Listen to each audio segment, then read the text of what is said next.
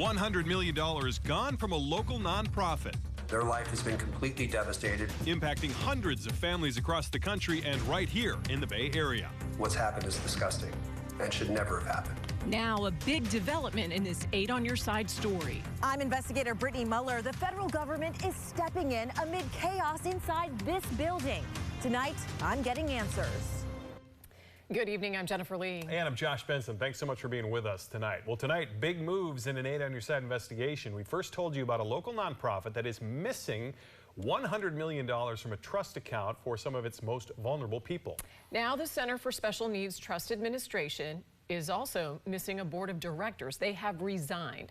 Investigator Brittany Muller is here now. And Brittany, these were the last of the center's existing gatekeepers, all gone. Josh and Jen, that's exactly right. All gone. Just to catch you up, the Center for the Special Needs Trust Administration in St. Petersburg manages $200 million of vulnerable people's money, and more than half of that money is missing. So I went to the center, and wait until you see what I found.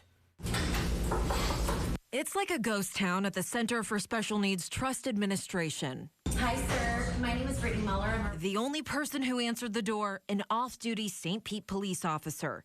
This after the center's board all resigned. And outside... We just came to help some people to move out some stuff on the way up. Oh, on the 3rd floor? Yeah. Yeah, suite 301? 301? Yeah. Yeah. If you're stunned like we are, let me catch you up.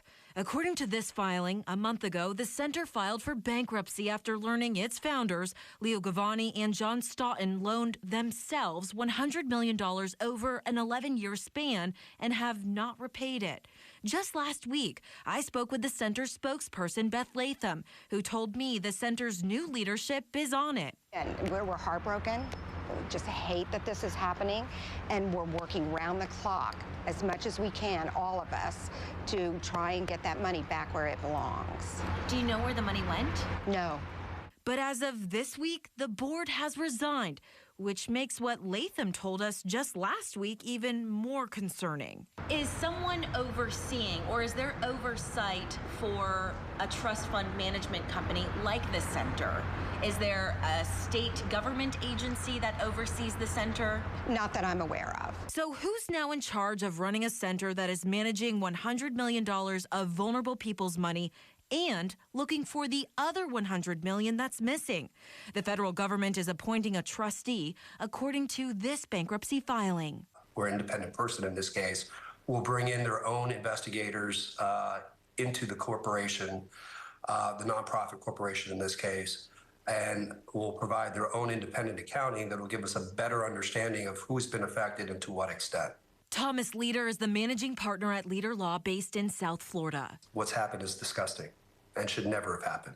Leader is so outraged that he and another attorney filed a class action lawsuit on behalf of the Chamberlain family. Their life has been completely devastated. 15-year-old twin brothers Clark and Sawyer were born prematurely and ended up in the NICU. Clark is now disabled. I represented the Chamberlains in the underlying medical malpractice case that came to a conclusion at the end of 2020. Leader says the family received a large settlement in that malpractice case. Money for Todd and Kelly Chamberlain to use to take care of Clark for the rest of his life.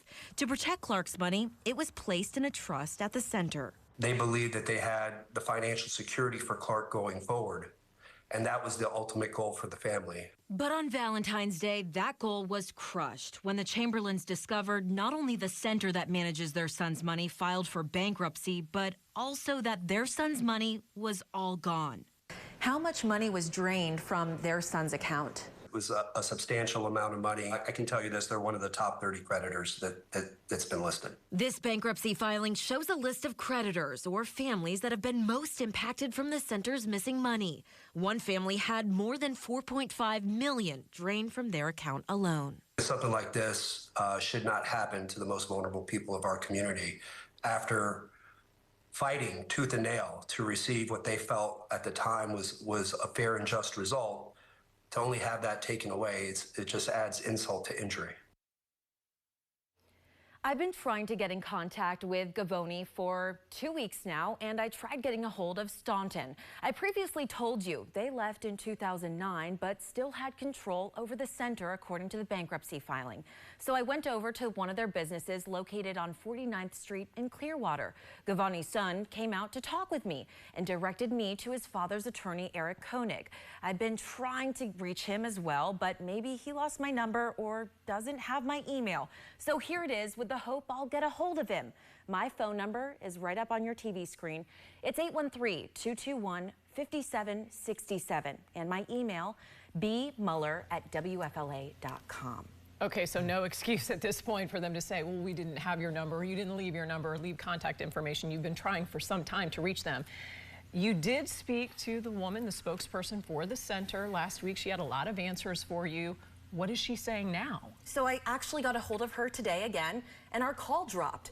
But she says the center is not moving, but we couldn't get any further clarification. So we're staying on this. But after the call dropped, you tried to call right back. I did. She didn't answer. And she never called back either. No. Okay. Interesting. More to come. All right. Thanks, Brittany. Thank you for that. If you have something you want Brittany to investigate, call our 8 on your side helpline. That number is 1-800-338-0808.